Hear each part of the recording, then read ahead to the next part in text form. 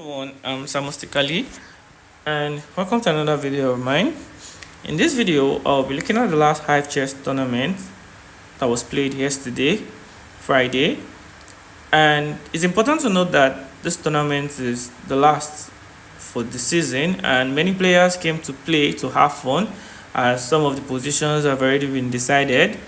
It was a 6+0 blitz tournament organized by Stay Out of the Red Zone and was the last round for this season, round 12, and it was an arena event, meaning that players get to keep playing each other randomly and keep accumulating points. Congratulations to our winners, although if you play Hive chess they won't surprise you. Anyways, I'll be looking at one of my games and just a review of the tournament and looking at another person's game and just seeing how they play. I won't be doing much analysis but except my own game, and I'll just take a look at another game. I made a chess recording with my system, but I've been having issues with my OBS, so I decided to use my phone to just get this content out, and let's get to it. So I played just 6 games and I lost the first game because I was actually very busy and I was distracted. Hopefully I won't be that busy next Hive season. And the game I wanted to highlight was my last game against Oluje, because aside that I won this game, it reminded me about when I played chess when I was a junior. And one of the reasons is because of the choice of opening. I used to be a French player, so I understand French very well, but I had problems playing against the French. French after e6 d5 is the starting position of French, where black tries to attack and the center of the board right away. And I played the move knight d2. Knight d2 is a tarrasch variation. We have knight d2 variation and we also have knight c3 variation. I prefer the knight d2 variation because of the pawn sacrifice, which you're going to see later. It's something I'm used to, and I prefer playing on the position or on the path of strength even if I'm down pawns, rather than playing or defending. I'm not really such a good defender. So knight to f6 and e5, knight to d7 and bishop to d3. Now bishop to d3 is a move that I don't usually play. I think I was just scrabbled and I forgot the right move order. Yeah, bishop to after c6 was, and after knight to c6 was not knight to f3, it was knight to e2. Knight e2, then reroute the knight on d2 to f3 was the right move. But yeah, knight to f3 was played, and after the move queen b6, I have to play the sacrificial variation. A variation which I'm very familiar with, but I always try to avoid it. I played the move rook to e1, and after pawn takes, knight takes, queen takes, and knight to f3. White is down with pawn, but you're going to see that white becomes very active, and it's very difficult for black to play. Although with precise play, black actually is slightly better. Now, because a pawn is a pawn at the end of the day. After queen to b6, I played bishop to e3, tempting my opponent to take the pawn on b2. And the interesting part about pawn to b2 is because I believe he's actually free because of the fact that all I just have to do is chase the queen away, and it's almost the same thing, create more space, but 2 pawns down. If black ever gets a hold of the position, it should be very bad for white. But now queen to d8, and if you look at the overall ending of the opening, you see that white has enough compensation for the pawn he has lost, because he has all his pieces outside and black just has only one knight, and the knight is not really active. So, but in the French defense, it doesn't really matter because black always have a good structure, and when pieces are exchanged, even with an equal position, black is usually better. Now I played the move rook to c1, trying to develop my position, and now after bishop to e7, I played the move h4. Now this h4 is another tempting move. I'm daring my opponent to take the pawn on h4 because I want to move my queen and gain tempo with it. For example, if I played maybe the move like h3, my opponent gets to castle, and when my opponent gets to castle, his pawn advantage shows. So after the move h4, bishop takes pawn and queen takes, and queen to a4. I'm hitting the bishop, and the bishop has to move. And now when the bishop moves, I play the move queen to g4. And now castling is very tricky because of the move bishop to h6. So my opponent decided to play g6, which I think was not such a good move in this position. But yeah, what are the alternatives? Now after g6, I played the move bishop h6, and he played bishop to f8, attack the queen, and he played this. I could go for a repetition with bishop to a6, but I decided I will exploit the position, and I played bishop to f4.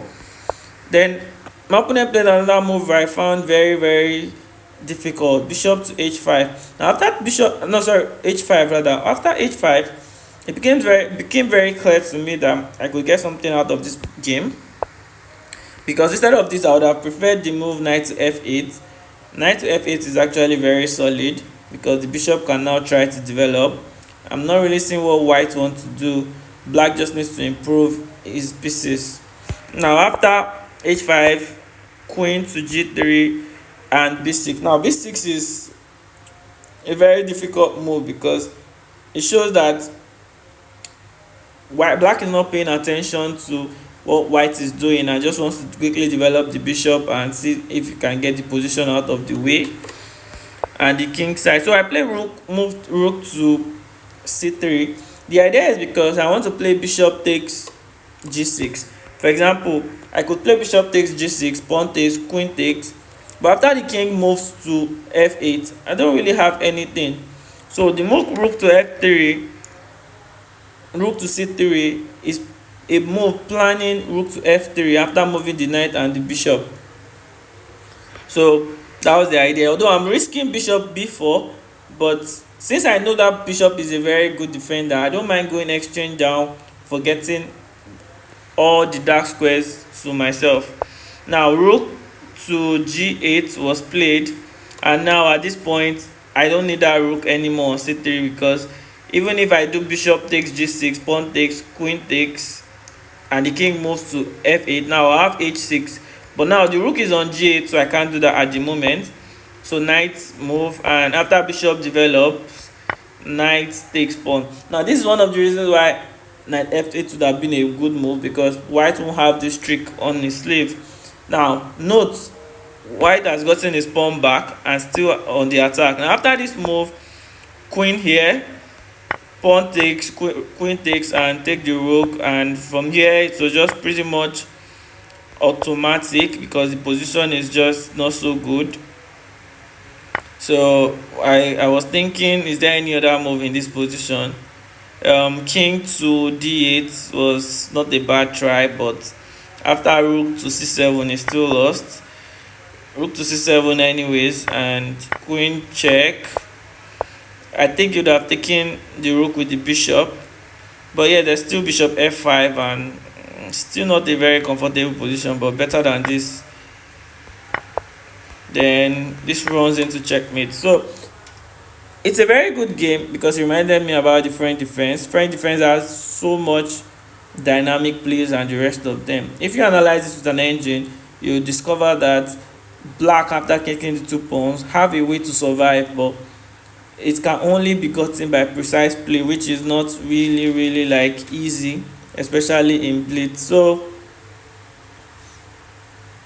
I look forward to like playing more French games, and it's a very interesting one. Now let me take a look at the winner of this tournament versus John Bellion fan. John Bellion fan is my friend, and he has been doing very well on Hive. He lost 3 times to the top player, but he won 1 game, which is very interesting, and that is the game I want to look at. Now this game is very interesting because of the tactics he displayed very early on. Now after this move, he plays very solid. Black plays very solid and just try to take people to the end game because he has a better end game knowledge, or try to punish people middle game weaknesses. Now after bishop here, John Bellion fan played the move f4. Now f5 rather. Now I don't really understand the move f5 at first look, but I see that it is actually a very strong move. Trying to walk directly on the white squares is like a move you play in checkers, just trying to open ways for you to capture other pieces and do that very fast. So now black takes this pawn, but he has a better plan. Pawn takes g6, and after pawn takes f3, pawn takes check, then after king takes queen f3, queen times f3 check, and knight here. Okay, then bishop here. Now at this point, white is piling up pieces on the pink knight and trying to get a lot from it. So now after the move knight bd7, okay, bring another piece to the fray. And after this move, I think John Bellion fan missed the move queen times f5, I believe. Yeah, queen times f5, but knight check is also very good. Rook takes pawn, then knight back, wow, then pawn takes, forcing this move, then queen takes rook. And now after this move, this is actually very beautiful, deflecting the rook. So if rook takes rook, we have rook f7 check and take the rook back. But before then, you take pawn on h5, then go back, then pick the rook or something. Queen check, and after knight back, bishop takes, queen check. This is just textbook chess. Rook check, queen check, and rook check, and this is already checkmate. Okay, the opponent resigned. So this is a very good game and I enjoyed it. So that'll be all for this video. Pending when I get to fix my OBS, I'll be able to release a more constructive and better analysis video. And thank you for watching, and see you in the next video. Bye.